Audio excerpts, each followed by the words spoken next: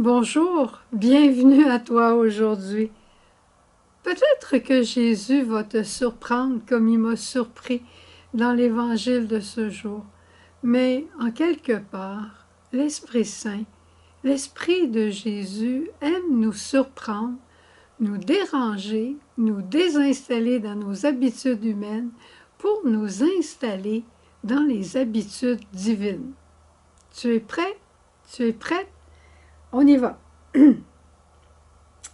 Alors, Jésus veut nous installer aujourd'hui de nos fausses paix. Je ne suis pas venu apporter la paix, je suis venu apporter la division. Et pourtant, Jésus, il est le prince de la paix. Et le soir de sa résurrection, c'est la première parole qu'il va dire aux apôtres, « Paix à vous ». Mais la paix de l'éternité, pas la paix comme le monde la conçoit, mais la paix de Dieu. Je te donne quelques exemples.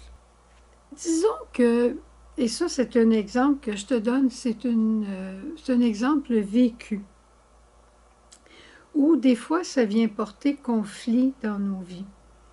C'est une jeune fille qui, après avoir écouté, une belle jeune fille, qui après avoir écouté un témoignage sur la chasteté, a simplement dit « Si j'avais su cela avant, si j'avais su qu'il y avait un autre moyen de vivre ma jeunesse, un moyen plus beau et plus grand, et là on s'est empressé de lui dire, c'est toujours l'heure de recommencer ton histoire d'amour avec le bon Dieu. Maintenant que tu as la lumière, tu peux recommencer.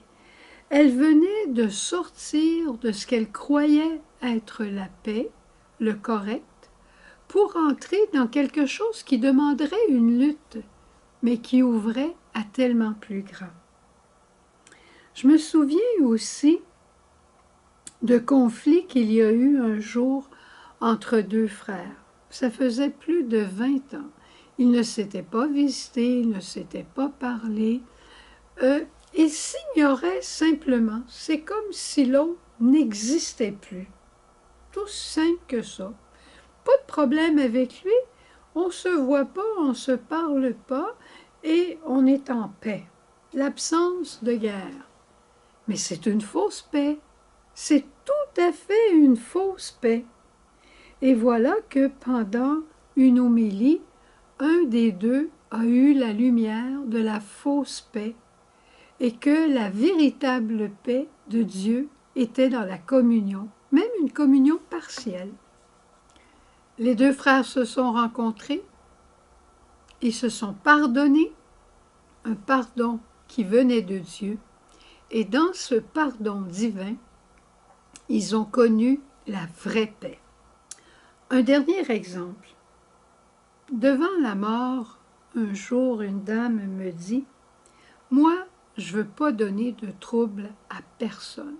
Je ne veux pas donner de trouble à mes enfants. » Alors, devant ma maladie qui évolue et qui va évoluer, j'ai choisi l'euthanasie. Et si je l'ai choisi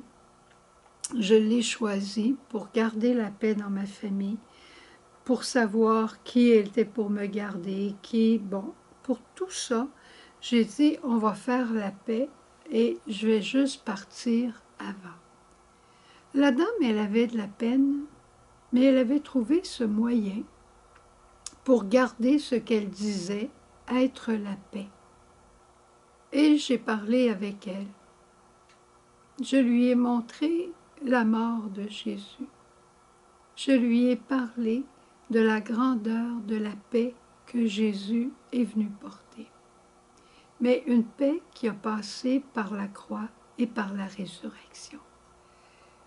J'ai parlé à cette dame et je lui ai dit, faites confiance au Seigneur. Le Seigneur voit votre intention, le Seigneur voit votre cœur et sait qu'il est bon. Par votre temps de souffrance et par votre mort, ne croyez pas que votre famille va se diviser. Au contraire, votre famille va s'unir autour de vous. Cette paix que vous désirez pour les vôtres, elle va se réaliser sans doute à travers vos souffrances unies à celles de Jésus et offertes. Ne craignez pas, ne craignez pas, ne prenez pas votre vie en main jusqu'à ce point pour décider de l'heure de votre mort. Le soulagement, il vous sera donné, ne craignez pas.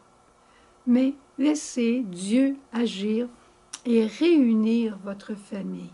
Si Jésus a dit qu'il venait pour diviser, c'est simplement parce qu'il venait pour nous séparer de l'esprit de facilité, de l'esprit de tout décider par soi-même et prendre l'esprit de dépendance et l'esprit filial que Jésus est venu nous proposer.